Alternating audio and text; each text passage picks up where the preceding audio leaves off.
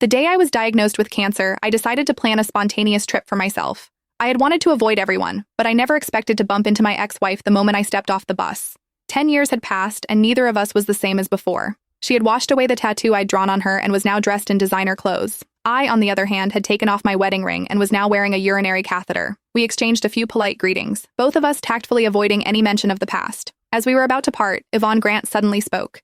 "Nick, do you still hate me?" I gently shook my head and replied frankly, "I stopped hating you a long time ago. I simply didn't have the energy or the time for hatred anymore. In the last moments of my life, I just wanted to see the cosmos flowers blooming across the grasslands." Winter arrived early in this region, and the August wind already carried a biting chill. Our car hadn't arrived yet, and Yvonne glanced down at me before silently unwrapping her scarf and draping it over my shoulders. The scent of perfume mixed with cigarette smoke washed over me. It was Harvey Scott's signature scent. I sneezed, politely declining Yvonne's offer. "No need to be so polite, I'm allergic to cigarette smoke." Yvonne seemed a little surprised. "Isn't your favorite?" She trailed off, stunned for a moment, and took the scarf back without another word. Instead, she just quietly tilted her umbrella slightly more in my direction. We're long past the age of recklessly getting soaked in the rain together, and we've also lost the right to share an umbrella. I didn't want to linger with Yvonne any longer, so before she could speak again, I quickly ducked into the taxi waiting nearby. The taxi driver, who had been watching us while cracking sunflower seeds, joked with a laugh.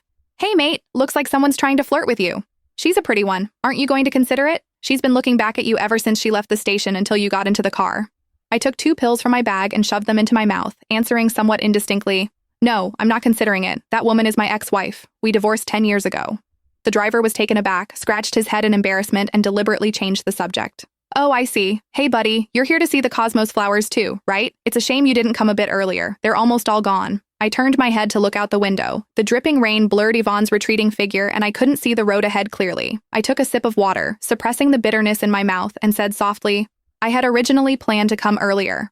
But my mom passed away in June and I was the only one left to handle things, so I couldn't get away. In July, I had to undergo chemotherapy, which is why I couldn't find the time. I kept putting it off, and now, here I am." After hearing my explanation, the driver fell completely silent. He stammered for a while and finally just quietly paused the meter in front of him. Seeing this, I couldn't help but laugh out loud. "No need to be so polite, bro. Life and death are a matter of fate. I've long accepted that. The road is still long anyway. Let's chat." Ever since I got sick, everyone looks at me with pity. They felt sorry that someone my age got struck with this disease and that I have no one by my side to care for me. Actually, I didn't really care anymore. I figured it out when Yvonne and I got divorced that year, that life was just like this. Whether it's good or bad, you have to live it. You didn't get to choose. The driver gave a forced smile and nodded awkwardly. After much hesitation, he cautiously asked, "Well, young man, why did you and your ex-wife get divorced?"